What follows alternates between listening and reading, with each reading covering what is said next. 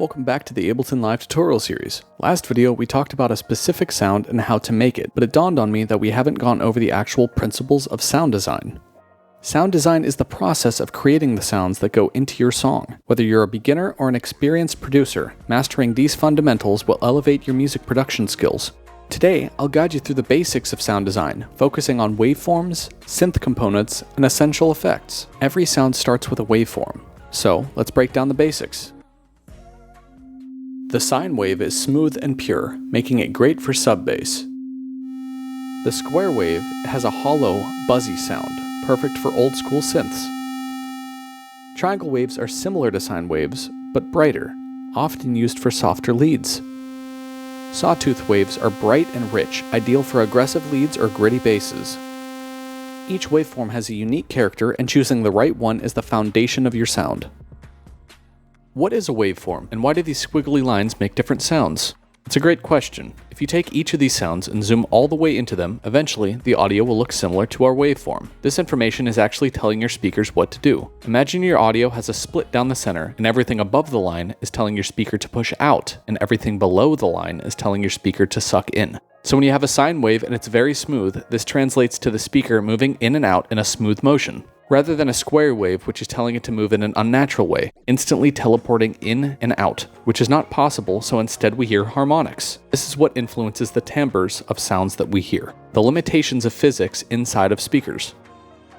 Now let's dive into the key parts of a synthesizer. Firstly, you have oscillators. These generate your sound using waveforms. You can layer multiple oscillators for a thicker tone. Second, you have filters. Filters shape the tone by removing certain frequencies. A low-pass filter, for example, cuts out the high frequencies, giving your sound warmth. Third, you have envelopes. These control how your sound evolves over time. The ADSR stands for attack, decay, sustain, and release. Attack is how quickly the sound starts.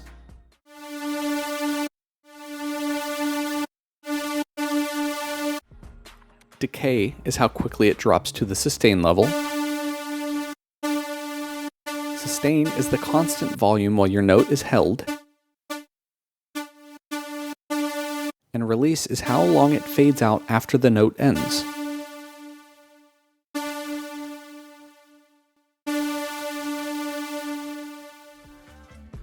Fourth, we have LFOs, low-frequency oscillators. They're used to create movement in your sound. For example, you can use an LFO to add a wobble effect to a bass line or a subtle vibrato to a lead.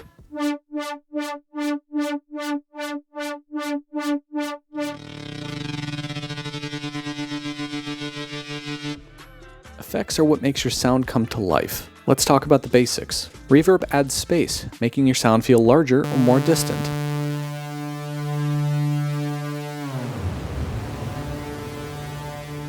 Delay creates rhythmic echoes for depth and texture.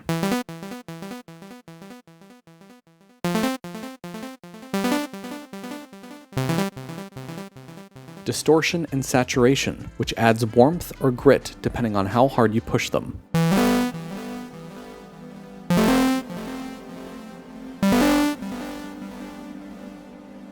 Or compression, which controls the dynamics, ensuring that your sound is polished and balanced. A combination of these effects can transform even the simplest sound into something incredible. Let's create a simple pad sound. We're going to start with a triangle wave for a soft tone, and we're going to apply a low-pass filter to remove some of the higher frequencies. We're going to use a slow attack and long release in the envelope for a smooth, evolving sound.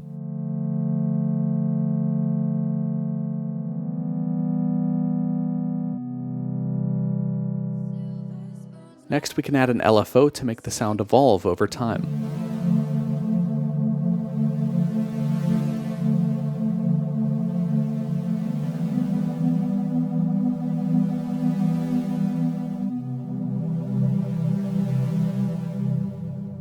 Finally, we can add some reverb to create a sense of space and delay for a shimmering effect.